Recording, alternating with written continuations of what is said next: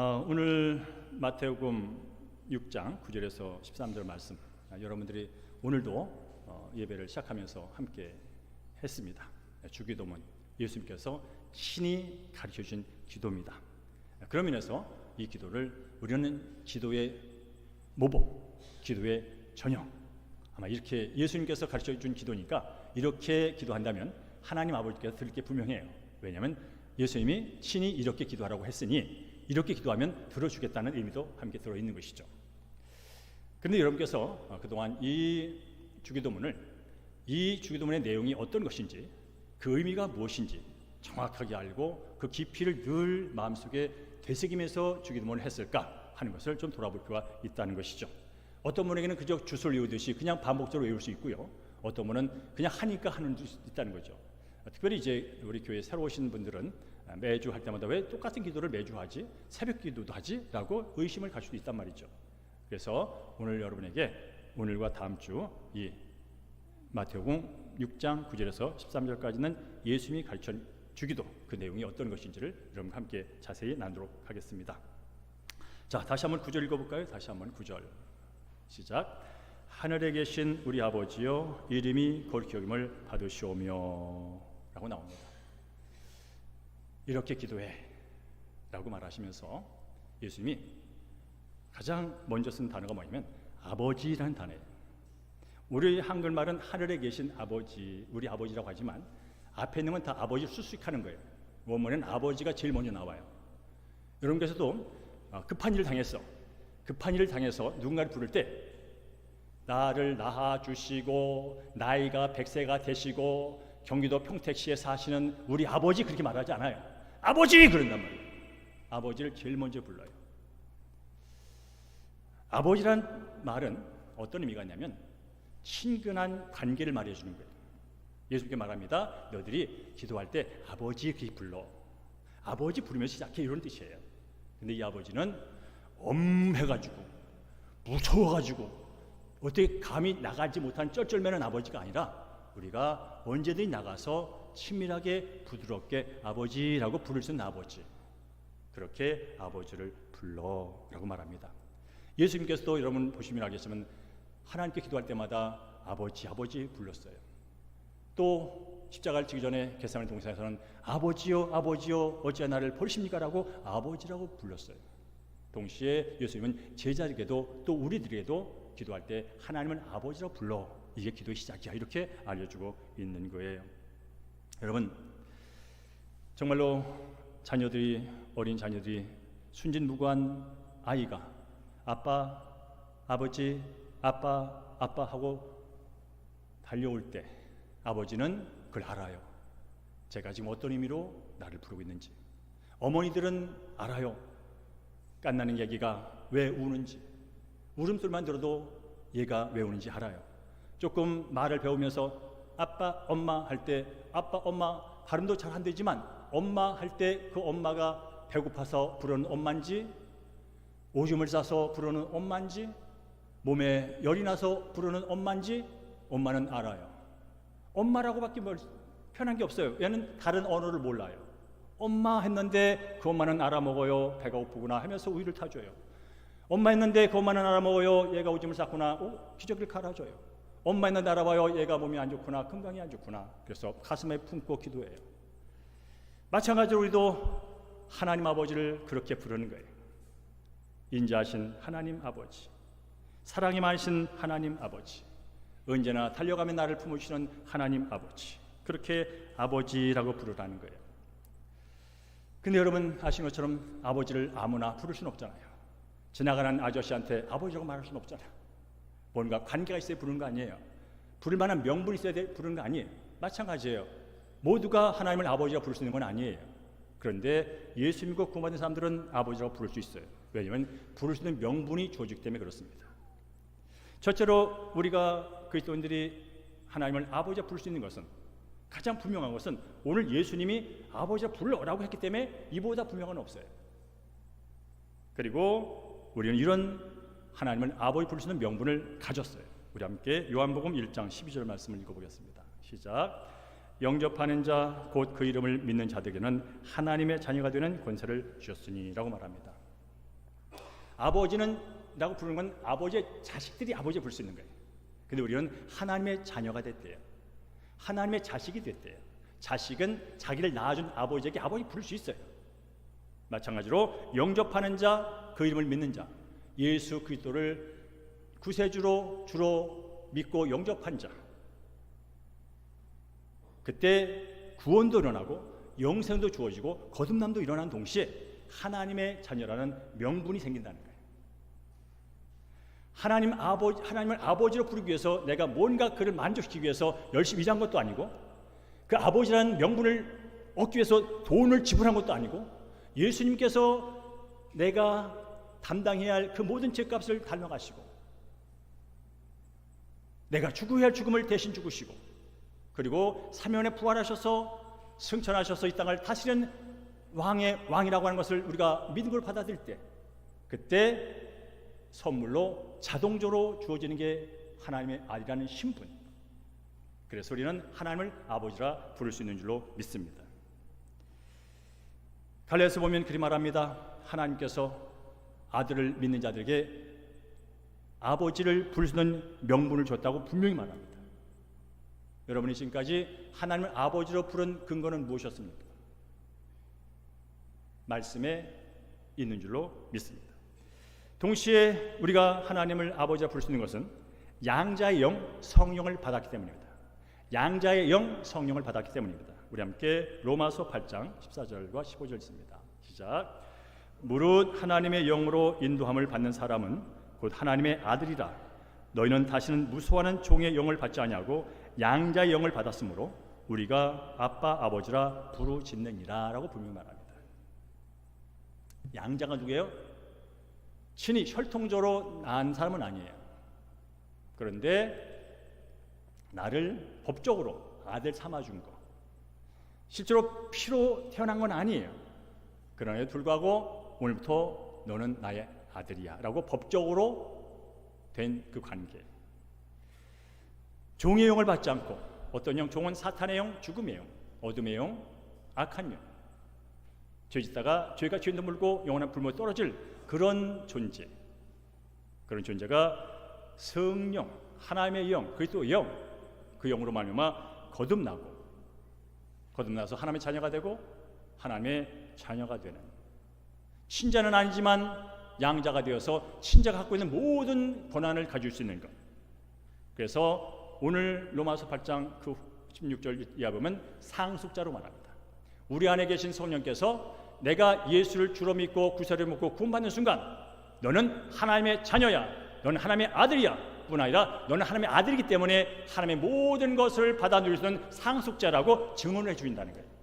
그래서 성령으로 하지 않고는 하나님을 아버지라 말할 수 없고, 성령으로 하지 않고는 예수를 주로 할 수 없다는 말이 거기서 나오는 거예요. 여러분이 하나님을 아버지로 고백하고 있다면 성령께서 내가 예수님을 구원받은 그 명분을 인정해 주시고 보장해 주시고 인쳐 주시고 증언하기에 우리가 아주 자연스럽게 하나님을 아버지라 고백하는 줄로 믿습니다. 아무나 하나님을 아버지 말할 수 없습니다. 예수 믿고 구원받지 못한 사람들은요, 하나님을 아버지가 부르면 무슨 얘기냐고 화를 냅니다. 어떻게 그런 일이 있을 수 있냐고 거부합니다. 그래서 하나님을 아버지라 부를 수 있는 사람들은 오직 그리스도인인 뿐입니다. 여러분이 그 사람인 줄로 믿습니다. 그렇습니다. 우리가 하나님의 아들이기에, 하나님의 상속자기에 우리는 그 아버지에게 날마다 나아가서 아버지에게 우리의 필요를 구할 수 있는 거예요. 그러면 그분은 나의 아버지기에 내 필요를 먼저 하시고 우리를 그분이 원하시는 곳에 인도할 뿐 아니라 우리에게 필요를 공급하심으로 우리가 그의 자녀로 살아가기에 부족함이 없도록 인도하시는 것이 우리 하나님은 아버지인 줄로 믿습니다. 그런데 오늘 성경은 그 아버지가 어디 계시냐면 하늘에 계신다고 말합니다. 하늘에 계신 우리 아버지요. 이 하늘이라는 개념은 어떤 공간적인, 눈에 보이는 가시적인 공간을 말하기 이전에 하나님이 통치하시는 모든 것, 초월적인 하나님의 주권이 있는 것을 말합니다. 다시 말하면 이 하나님 개념은 인간과 구별된, 피조물과 구별된 하나님의 초월성을 나타내는 단어가 하늘입니다. 하나님은 우리가 눈으로 보고 우리가 감지할 수 있는 어떤 공간 안에 갇혀있는 분이 아니라 모든 걸 초월하신, 초월한 상황과 조건과 시간과 그 안에 거하시는 하나님. 다른 말로 하면 피조물과 구별된 분이라는 뜻이에요. 피조물과 차원이 다르다는 뜻이에요. 우리가 아버지하고 달려가서 그분과 교제할 수 있고 소통할 수 있지만, 그러나 그분이 우리 육신의 아버지 같은 차원의 아버지가 아니라는 뜻이에요. 차원이 다른 초월적인 존재로서의 아버지, 이게 바로 하늘에 계신 우리 아버지라는 거예요. 그렇기에 그분은 모든 것을 하실 수가 있는 거예요. 그렇기에 우리가 언제든지 어떤 조건을 갖고 가도 그분은 해결할 수가 있는 거예요. 우리의 차원이 다르고 능력이 다른 분이기 때문에 그렇다는 것이죠. 여러분, 그래서 우리는 두 가지를 기억해야 합니다. 하나님께 나올 때 아버지 하면서 친근한 마음을 가지고 아주 편한 마음으로 다가올 뿐 아니라, 그러나 그렇다고 해서 이 아버지를 경망스럽게 부를 수는 없어요. 이분은 위대하신 분이세요. 이분은 창조주세요. 이분은 존엄과 존귀와 그 위대하심이 우리가 상상을 초월하시는 그런 분이세요. 그래서 친근하게 하나님께 나오지만 그 내면 속에는 경외감이 함께 있어야 돼요. 하나님을 존경하고 하나님을 두려워하고 하나님을 경외하는 그 경외심이 우리 안에 함께 늘 존재하는 가운데 친근함이 이어지는 거예요. 사랑하는 성도님, 함께 적용해 볼까요? 여러분께서 하나님을 부를 때마다, 예배 자리에 나올 때마다 자연스럽게 나오는 건 아름다운 일이에요. 그러나 그 자연스럽게 나오는 그 발걸음이 오늘 만날 그 하나님의 위대하심, 그분의 거룩하심, 그분의 존귀하심, 그분 위엄 앞에 내 마음이 무서워 떠는 게 아니라 그분이 너무나 커서, 그분이 너무나 위대해서, 그분이 너무나 무한해서 거기에 그 앞에 떨리는 경외감, 그 경외감으로 주님을 만나고 있느냐는 거예요. 비단 이렇게 형식적으로 주어진 공식적인 공예뿐 아니라 퀴트를 할 때든지 골방에 들어갈 때든지 언제든지 그분의 성품 변하지 않아요. 아버지같이 친근한 아버지 동시에 그분의 위엄과 위대함과 존귀함과 초월은 늘 존재하시는 거예요. 그래서 우리는 늘 편하게 나가지만 옷깃을 저미고 나가는 거예요. 마음을 다 내려놓고 엎드리며 나아가는 거예요. 바로 그것이 하늘에 계신 아버지란 뜻이에요. 그러면서 예수님 말합니다. 이름이 거룩히 여김을 받으시오며라고 기도해라. 이 뜻이 뭐냐면 하나님은 거룩한 분이세요. 그러니까 거룩하신 하나님을 인정하며 나가라는 거예요. 뿐만 아니라 하나님이 거룩하다면 그 하나님을 찬양하라는 뜻이에요. 찬양의 기도를 하라는 뜻이에요. 어떻게 해요? 경외감을 가지고, 존경하는 마음을 가지고, 그렇게 하나님의 거룩, 우리가 다 감지할 수 없는 그 거룩, 그분의 전지전능하심과 편지하심과 그 놀라우신 자비와 사랑, 그것을 인정하면서 그것을 경외하며 찬양하는 것이 바로 이름이 거룩히 여김을 받으시오며 찬양의 기도를 하라는 거예요. 여러분, 왜 거룩하신 하나님 인정하고 우리가 찬양하며 나가야 될까요? 그것은 우리의 신분이기 때문에 그래요. 첫째는 하나님께서 인간을 자신의 형상에 따라 지으신 목적은 딱 한 가지예요. 이 피조물로 통하여 영광 받으시려고, 찬양 받으시려고 우리를 지으셨어요.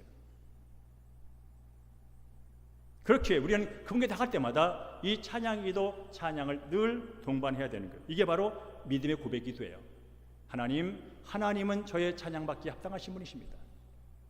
하나님은 저의 형편에 상관없이 영원토록 조건 없이 찬양받기에 합당한 분입니다 라는 그 인정과 고백이 내 가운데, 삶 가운데 늘 있어야 되는 거예요. 이게 기도예요.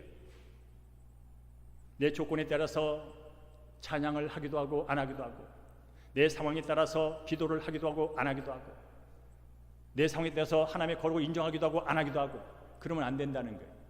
우리는 내 형편에 상관없이 하나님은 영원토록 찬양받기에 합당하신 하나님이다라는 고백, 하나님은 나의 주인이십니다 하는 고백, 하나님이 이 땅 만물의 왕입니다 하는 고백, 이게 찬양이죠. 왕이신 나의 하나님, 내가 주를 높이고 영원히 주의 이름을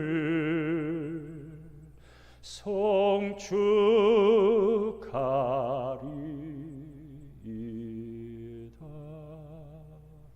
왕이신 나의 하나님, 왕이신 나의 하나님 고백하는 순간 나는 그분의 백성이 되는 것이고, 왕이신 나의 하나님을 고백하는 순간 나는 그의 다스림 아래에 놓여진 것이고, 왕이신 하나님을 고백하는 순간 나는 왕의 통치를 받으며 왕의 은덕에 따라 사는 존재.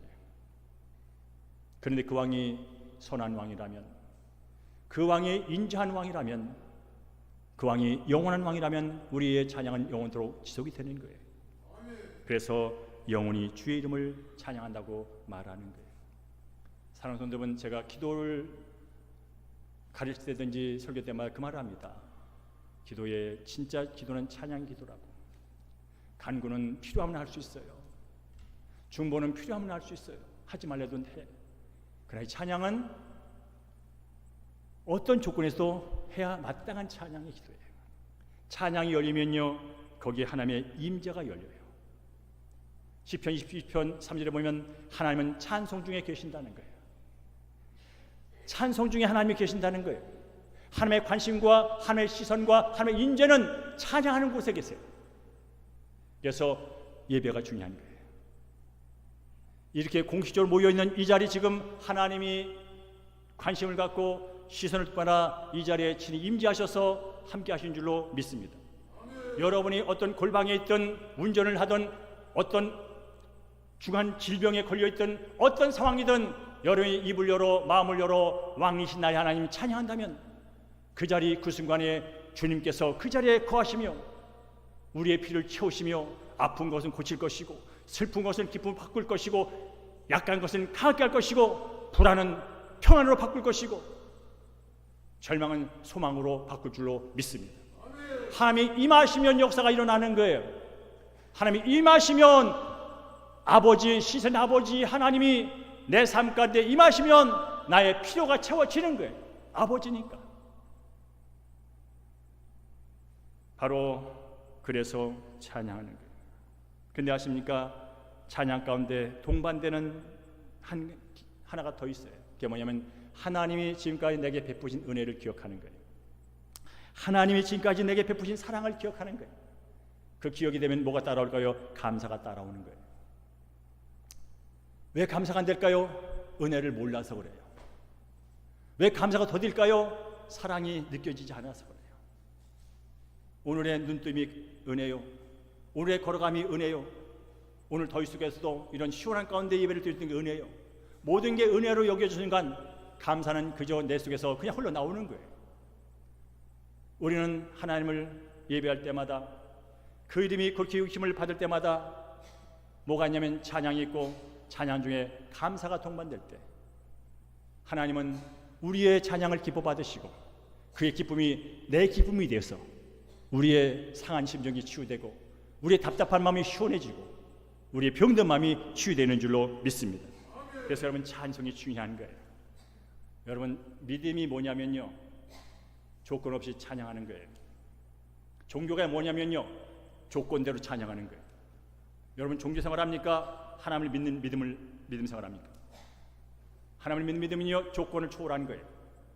조건은 내가 주인이에요. 그러나 하나님은 나의 영원한 진짜 주인이세요. 그러면서 여러분, 찬양의 유익을 누리실 줄로 축복합니다. 뿐만 아니라 한 단계 더 나가면 우리가 그 이름이 거룩히 여김을 받으시며 찬양하고 감사한다면 이것이 사실상 삶 가운데 또 드러나기도 해야 돼요. 입술로는 찬양한다고 말하고 입술로는 감사한다고 말하는데 실제로 사는 게 개판이에요. 실제로 사는 게 거룩하지 않아. 입에서는 하나님의 거룩을 노래하지만 실상 나의 삶은 거룩하지 않아. 그러면 주변 사람이 말을 해요. 너는 하나님을 거룩하다고 말하는데 왜 네 삶은 늘 그 모양이라고? 왜 네 삶은 그렇게 추하냐고? 네 삶은 왜 이렇게 거치냐고? 그래서 찬양의 기도는 기도로 끝나는 것이 아니라 그 찬양이 내 삶 가운데 거룩으로 나타나는 거예요. 예배는 이렇게 형식을 가진 예배일 뿐 아니라 삶으로 드리는 게 진짜 예배예요. 삶을 통해서 하나님의 이름이 드러나고, 삶을 통해서 하나님의 영광이 나타나고, 삶을 통해서 그 이름이 명예와 존경을 받는 것. 여러분께서 이곳에서 이름이 거룩히 받으시옵소서라고 예배 시간에 고백할 때마다 여러분이 하는 직장에서, 여러분이 하는 사업터에서, 여러분이 걸어가는 현장에서, 여러분이 관계하는 곳에서, 여러분이 말하는 곳에서 하나님의 거룩함이 나타나길 주님으로 축복합니다. 그럴 때 세상 사람들이 너는 다르다는 거예요.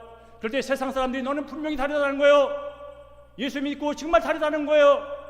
교회 가서 주일날 예배하면서 경건을 떨다 오는 인생이 아니라 진짜 경건이 네 삶 가운데 있으니 너는 진짜 신앙인이라는 거예요. 그럴 때 사람들이 다시 봐요. 그럴 때 사람들이 나도 네가 믿는 신이 누군지 한번 관심 갖고 보겠다고 그때 반응을 하는 거예요. 그런 역사가 저와 여러분의 있기를 주님으로 축복합니다. 자, 10절일까? 10절 시작.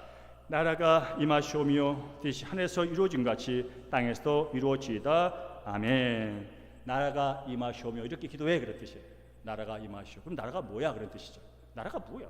어떤 나라가 임하라는 뜻이죠. 미국도 있고 중국도 있고 불란서도 있고 영국도 있고 대한민국도 있고 다 있는데 뭐 어떤 나라가 더 필요해?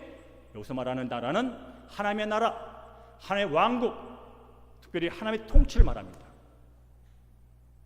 어떤 지리적인 개념에서 나라가 아니라 하나님의 다스림을 말합니다. 여러분, 나라를 구성하는 요소는 세 가지예요. 영토가 있어야 돼요. 땅이 있어야 돼요. 그리고 백성이 있어야 돼요. 그 영토에 사는 백성이 있어야 돼요. 그리고 주권이 있어야 돼요. 이게 나라를 구성하는 3대 요소예요. 대한민국도 지금 여러분 이 땅이 대한민국 땅이 있어요. 그리고 5천만의 백성이 있어요. 그리고 주권은 뭐라고요? 헌법 1항에 보면 모든 주권은 국민으로부터 나온대요. 국민이 주권을 말합니다. 이게 민주주의 국가를 말하는 것이죠. 근데 성경 우리가 그리스도인의 주권은 우리에게 나오지 않습니다. 절대 주권인 하나님께 있습니다. 하나님의 나라는 하나님이 통치하는 모든 영역이 그분의 나라예요. 그 영역은 우리가 눈을 다 볼 수 없어요. 뿐만 아니라 예수 믿고 구원받은 백성들이 다 하나님의 백성이에요. 주권은 뭘까요? 하나님이에요. 하나님 주권. 하나님이 통치하는 주권. 그러니까 나라가 임하시면 뭐냐면 지금 저와 여러분이 하나님 나라예요.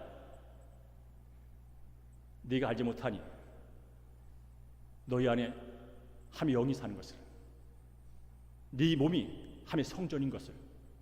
그렇다면 이 교회가 하나님이 거하시는 영토예요. 더 나가면 한 사람 한 사람이 하나님이 거하시는 영토예요.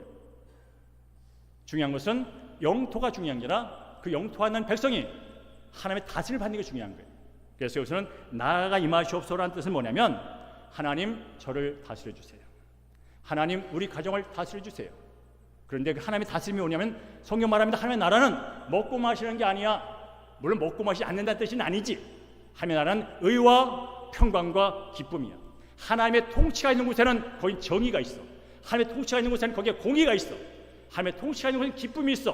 하나님의 통치가 있는 곳에는 평안이 있단다. 이게 하나님 나라예요. 아멘. 여러분, 세상의 대통령이 4년마다 바뀝니다. 세상의 왕들이 5년마다 바뀝니다. 그렇다고 그 나라가 의롭던가요? 그 나라가 공의롭던가요? 대통령을 바꿀 때마다 나라가 조금씩 나아지던가요? 불법이 더 성에 들어가요. 여러분, 대통령이 바뀔 때마다 기쁨이 넘치던가요?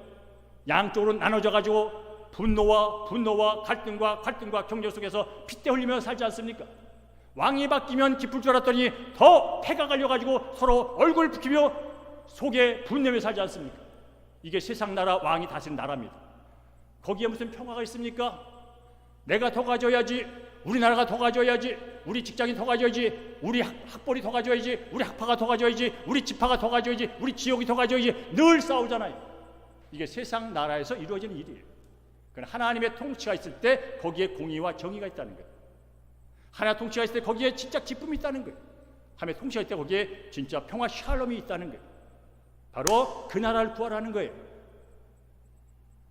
하나님이 너의 마음을 다스리면, 하나님이 주의 몸된 태영길을 다스리면, 하나님이 주의 대한민국을 다스리면, 하나님이 이 땅을 다스리면 의로워져. 죄인이 죄인을 다스리니 죄가 범람하지. 세상의 왕은요 죄인들이에요. 아무리 선거 공약을 그럴듯하게 내도 그 속에는 인간의 한계와 인간의 죄성과 인간의 이기심과 인간의 중심과 단파성을 갖고 있어요. 이게 한계예요. 한계를 가진 사람이 잘해봐야 얼마나 잘하겠어요. 또 그 한계를 인정하지 않는 반대파가 있어요. 늘 그래서 우리는 힘든 거예요. 그래서 주님 나라가 임해야 돼요. 어떤 것도 꼼짝하지 못하고 어떤 것도 대들지 못하는 진짜 의가 나타나야 돼요. 그럴 때 기쁨과 평강이 넘치는 나라. 이 세상은 어떤 세상이냐고요? 요한일서 5장 19절에 보면 예수 믿고 구원받은 사람들은 하나님에게 속했고 이 세상은 악한 자에게 처했다고 말합니다. 이 세상은 악한 자에게 처했어요. 무슨 얘기입니까? 악한 어둠의 영, 공중권세 잡은 자, 사탄 마귀가 이 세상을 지배한다는 거예요. 여러분, 지금 파리에서는 올림픽이 진행되고 있습니다. 각 나라에서 정말로 4년 동안 피땀 흘리고 정말 힘들게 애썼던 체육인들이 열심히 선의 경쟁을 벌이고 있습니다. 그런데 지금 논란이 되고 있는 게 뭐냐면 개막식이었습니다. 저는 새벽이라 직접 보지는 못했어요. 근데 일어나 보니까 난리가 났어요. 문화 행사가 문제가 있대. 그래서 제가 봤어요. 저도 봤어요. 기독교 목사 본 게 아니라 그냥 봤어요. 한 일반 시민으로. 베이징 올림픽 때는 이런 문화 행사가 있었지. 88올림픽에는 이런 문화가 있었지. 그걸 생각하면서 이번 파리에서는 어떤 문화가 공연될까 기대하며 봤어요. 봤더니 와우, 그야말로 토할 것 같았어요. 평등이라는 명분으로, 관용이라는 명분으로 그야말로 올 때까지 온 끝판을 봤어요. 책으로 읽고 그저 부분적으로 알던 것이 이렇게 공개적으로 이렇게 예수님이 모욕되고 기독교가 조롱되고 하는 그 모습을 봤어요. 최후의 만찬이 그렇게 패러디될 수 있겠구나. 춤이 저렇게 추어질 수 있겠구나. 여자가 남자가 저렇게 바뀔 수 있겠구나 하는 것을 봤어요. 문화라는 명목으로. 참 세상이 이상해진다 하는 것은 어제 오늘의 얘기는 아니에요. 앞으로 더 심해질 거예요. 그야말로 공정하고 신성하게 이루어질 그 축제가 문화라는 이름으로, 평등의 이름으로, 관용의 이름으로 음란과 가증스러움과 타락한 문화의 홍보장이 된 것을 보면서 저도 마음이 아팠어요. 이게 얼마나 문제가 됐을까요? 유튜브 계정에서 이 본행사가 사라졌어요. 그 뒤 빼버렸다는 거예요. 왜요? 문제를 인식했다는 거예요. 제가 댓글 읽어봤어요. 그랬더니 말합니다. 나는 기독교인이 아니지만 나도 역겹다. 나는 기독교인이 아니야. 근데 역겨워. 라는 댓글을 제가 봤어요. 저는 기독교인 때문에 말하는 게 아니에요. 세상이 여기까지 왔구나. 말로만 하고 그래도 그렇지 라고 했던 것들이 실제로 이제 모든 곳에 오픈되고 공개되고 하는 그런 때가 왔구나. 이때 그리스도는 어떻게 할 것이냐? 기독교를 조롱했다고, 우리가 모욕당했다고 또 소리를 내지르면서 성명서를 내면서 피켓 들고 같이 또 하다가 말 것이냐? 충분히 우리의 잘못은 지적을 해야 되죠. 그러나 다시 한번 저는 우리를 다시 돌아보게 됐습니다. 나는 과연 하나님의 통치를 받는 그리스도인가? 나는 진정 그리스도라는 이름 아래 하나님의 전적인 통치를 받으며 다스림을 받으며 그분의 거룩 앞에 있는 참 그리스도인가? 그런 댓글이 있더라고요. 왜 비단 기독교만 조롱했을까? 왜 알라는 조롱하지 않고 왜 부처는 조롱하지 않았을까? 기독교가 만만해 보인다는 거예요. 더 나아가서 그들을 잘못됐다고 지적해주고 다시 돌아오라고 하는 것은 기독교밖에 없어요. 너희들 인격을 존중해. 너희들 존중한다고. 그래, 그것은 아니야. 너희 생명을 존중해. 너희 삶을 존중해. 라고 말하면서 그래, 그건 아니야 라고 말하는 것이 기독교밖에 없어요. 그러니까 그들이 기독교에서 그렇게 바락바락 되는 거예요. 어떻든 이럴 때일수록 이런 피켓 들고 성명서를 내는 것도 중요하지만 우리 한 사람을 돌아보는 거예요. 목사부터 돌아보는 거예요. 내가 진정 하나님의 의와 기쁨과 평화가 일어나는 그의 통치 가운데서 목회를 하고 있는가? 진정한 진리인 생명의 말씀을 복음을 전하고 있는 것인가? 기도하면 복받고 중요한 얘기예요. 그러나 진정으로 내가 그분의 거룩 앞에 예수의 피로 말미암아 얻은 그 거룩을 계속 그분과 함께 갈 수 있는 그런 믿음의 상태를 갖고 살아가는가? 그래서 지금은 하나님의 나라 통치를 더 구할 때인 줄로 믿습니다. 세상은 악한 자에게 처했습니다. 더럽고 추한 자에게 처했습니다. 병들고 가난하게 만들고 갈등하게 만들고 찢어지게 만들고 모든 진리를 흐트러버리는 그런 세력에 처해버렸습니다. 그럴 때 우리 예수 믿고 구원받은 사람은 다시 한번 말씀에 근거하여 성령에 근거하여 진리 앞에 내 자신을 비춰보아야 합니다. 더 중요한 것은 내 속에 이미 예수의 생명, 예수의 통치가 와 있다는 것입니다.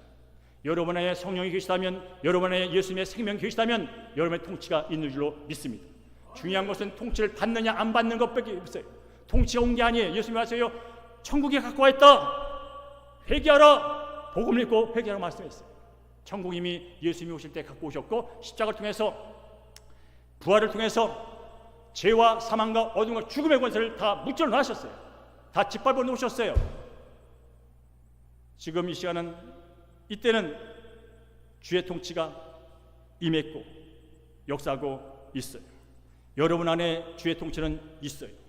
중요한 것은 그 통치를 인정하고 날마다 여러분 자신을 내어드리는 거예요. 그럴 때 하나님의 의와 기쁨과 평강이 저의 삶 가운데, 우리 사는 성도들 삶 가운데 임할 줄로 믿습니다. 그래서 말합니다. 완벽한 하나님 나라, 완벽한 하나님의 나라, 땅도 거룩하고 백성들도 거룩하고 그래서 그 주권이 완벽하게 일어난 건 예수님이 다시 오실 때야. 그때까지 이 악에 처한 이 세상에서 너희들은 구별된 자들이야. 악의 다스림을 받는 자들이 아니라 하나님의 다스림을 받는 자로 구별되어 교회를 세웠어. 구별된 자로 교인이 됐어.